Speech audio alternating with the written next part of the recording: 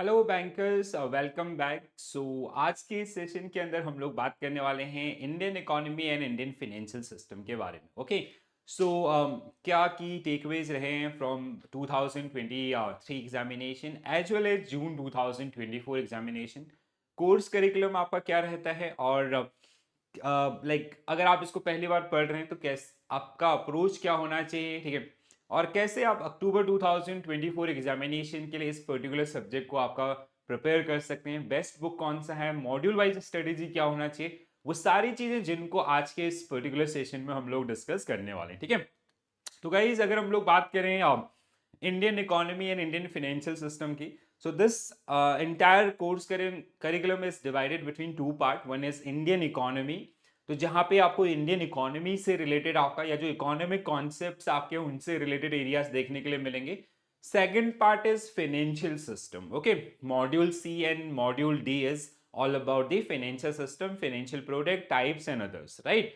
तो जैसे चार सब्जेक्ट आपके जीआईबी के अंदर होते हैं, उसमें सबसे ज्यादा परेशान जो कैंडिडेट्स को किया गया पिछले तीन सेशन के अंदर, वो 2023 के हो या फिर 2024 जून 2024 एग्जामिनेशन हो, वो रहा है आपका I N I F S subject. अब कहाँ पे ये लैग रहता है, जब मैं एग्जाम देने के लिए जाता हूँ या कैंडिडेट से आपका एग्जामिनेशन सेंटर में मिलता हूँ, तो मोस्ट ऑफ टाइम देखो क्या होता है यहाँ का, मेरे को जो आपका उनका प्रिपरेशन जो आपका अप्रोच है ना, उसमें थोड़ा सा गड़बड़ लगता है, ठीक है। ये एक ऐसा सब्जेक्ट है, इसको बहुत ज्यादा टफ बनाया जा सकता है, ठीक है। तो कीवर्ड्स के साथ अगर आप इसको स्टडी करते हैं तो that will be a game changer, ठीक है। वो आपका एक विनिंग स्ट्रेटेजी होगी। दूसरा, कहीं ना कहीं जो आपने प्रिपरेशन के दौरान जो बैंकिंग अवेयरनेस, फाइनेंशियल अवेयरनेस पढ़ा है, उसके बेसिस पे इस पर्टिकुलर एग्जामिनेशन को कंपेयर मत कीजिए, ठीक है। तो यहाँ पे कहीं ना कहीं जैसे 2023 के अंदर ये बहुत ज्यादा हुआ था, कैंडिडेट जो कहीं ना कहीं वो सेम अप्रोच के साथ आपका एग्जामिनेशन के अंदर एंटर किए थे, जहां पे जो उन्होंने कहीं ना कहीं आपका बैंकिंग अवेयरनेस के अंदर आपका चीजें देखी थी, ठीक है। But it is not about that banking awareness, it is a complete subject where you'll get a number of questions which are generally application in nature. Okay, so मेरा सजेशन सभी को यही होगा कि वर्क ऑन कॉन्सेप्ट और आपका foundations, ठीक है, फंडामेंटल्स को डेवलप करने में ज्यादा फोकस रखें, ठीक है। और कहीं ना कहीं जो कीवर्ड्स के साथ अगर आप इसको स्टडी करते हैं, ठीक है, if you have clarity about that particular terminology, so that is definitely going to help you or to solve those particular question as well, right? Question can be slightly static और आपका मोर applied one, ठीक है। तो applied economics आपका यहाँ पे ज्यादा side आपको देखने के लिए मिलेगा। स्टैटिक जैसे 5 ईयर प्लान है या फिर आपका सस्टेनेबल डेवलपमेंट गोल्स हैं, वो जो 2023 के अंदर आपका पूछे गए, बट 2024 आपका जून शिफ्ट के अंदर वहां से क्वेश्चन आपका देखने के लिए नहीं मिले, ठीक है।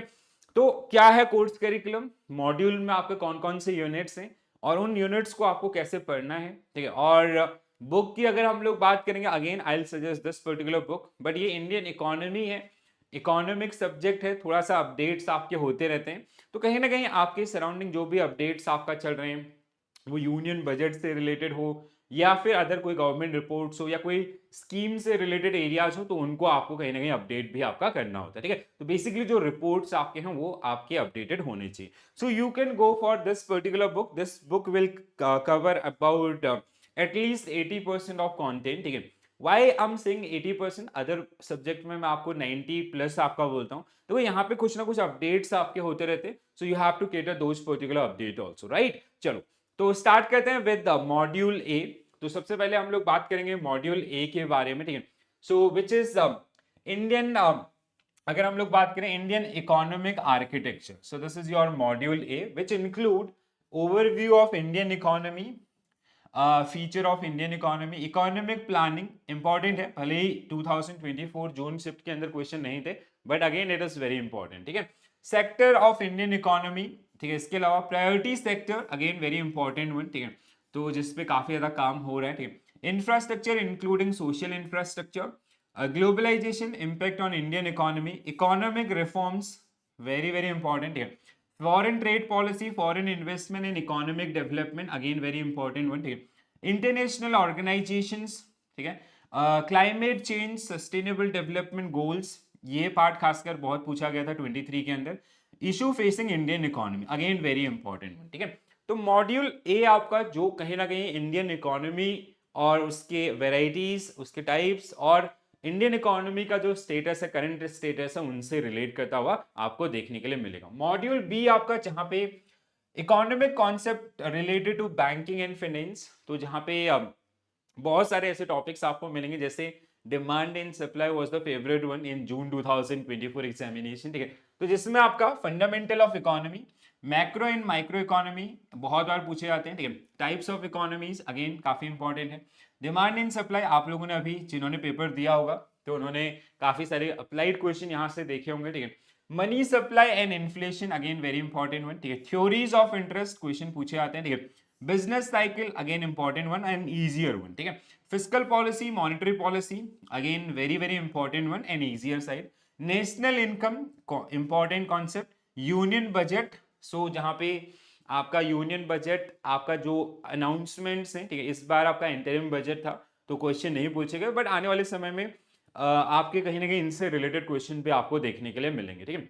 मॉड्यूल सी आपका इंडियन फिनेंशियल आर्किटेक्चर, तो जहां पे अगर हम लोग बात करें Indian financial system overview, Indian banking sector, RBI act 1934 and BR act 1949, ठीक है। DFIs, development financial institutions, macro financial institution, NBFCs, insurance companies and reforms and development in banking sector, जहां पे कमेटीज या अदर्स इनसे related question आपको देखने के लिए मिलेंगे, ठीक है। फिर आता है आपका मॉड्यूल डी, जहां पे सबसे ज्यादा यूनिट है, 17 units are part of this particular one and the most important module from your INIFS, ठीक है। सबसे ज्यादा number of questions and variety of questions आपको यहां से देखने के लिए भी मिलेंगे, ठीक है। तो आपका financial product and services which is the name of the module, जिसमें आपका ओवरव्यू ऑफ फाइनेंशियल मार्केट, ठीक है। Money market and capital market, ये आपका लिंकअप रहेंगे सारे, ठीक है। बॉन्ड मार्केट या डेट फिक्स इनकम सिक्योरिटीज जिसको हम लोग बोलते हैं, capital market and stock exchange, forex market, ठीक है। Interconnection of various market and dynamics, merchant banking, derivative market again very very important one, ठीक है। फैक्टरिंग, फोरफिटिंग एंड ट्रेड रिसीवेबल्स, बहुत सारे क्वेश्चन यहाँ से पूछे गए थे जून के अंदर ही। Venture capital, every year you will see एटलीस्ट 1 और 2 question. Lease and hire purchase again बहुत सारे क्वेश्चन आपको यहाँ से देखने के लिए मिलेंगे। Credit rating agencies and their functions, mutual funds, every time you will see 2-3 question. Insurance product again very important one. Pension funds आपका, guidelines on para banking and financial services provided by bank, REITs आपका जो इसमें से, या real estate investment funds या infrastructure investment funds, जहां से भी आपको क्वेश्चन देखने के लिए मिलेंगे, ठीक है। तो this is your entire course curriculum and हमेशा मतलब मेरा सबको सजेशन यही होगा कि अगर आप जैसे इसका IABF का अगर आप कोर्स करिकुलम डाउनलोड करेंगे, you will see all these topic, ठीक है। ये सारे टॉपिक मिलेंगे, हर एक टॉपिक के नीचे आपका जो सब टॉपिक्स है उनका लिस्ट आपको दिया गया है, ठीक है। तो अगर आप उन सब टॉपिक को कीवर्ड समझ के आपका प्रिपरेशन करते हैं, उनके संबंध में अपना जो कॉन्सेप्ट या फंडामेंटल्स वो बिल्ड करते हैं, तो that is definitely going to help you, ठीक है। तो ये एक ऐसा सब्जेक्ट है जहां पे जिसको मतलब एग्जामिनर चाहे तो बहुत ज्यादा टफ बना सकता है, यूपीएससी लेवल पे ले जा सकते हैं, ठीक है। और दूसरा कहीं ना कहीं आपका कॉन्सेप्चुअली आप जितना ज्यादा इसको पढ़ेंगे उतना ज्यादा ये आपका हेल्प करने वाला, ठीक है। और अगर हम लोग टाइम अलॉटमेंट की बात करें तो इसमें भी काफी ज्यादा टाइम आपको लगता है चीजों को पढ़ने में और अपनी अंडरस्टैंडिंग सेट करने में। अंडरस्टैंडिंग सेट होना बहुत जरूरी है, बिकॉज अगर आप उनको कॉन्सेप्चुअली जानेंगे तभी जो अप्लाइड बेस्ड क्वेश्चन है उनको आपका सॉल्व कर पाएंगे, ठीक है। तो प्रिपरेशन के लिए दिस इज आपका this is the book which is highly recommended. तो आप इस बुक को आपका हार्ड कॉपी में या सॉफ्ट कॉपी में परचेज कर सकते हैं, ठीक है।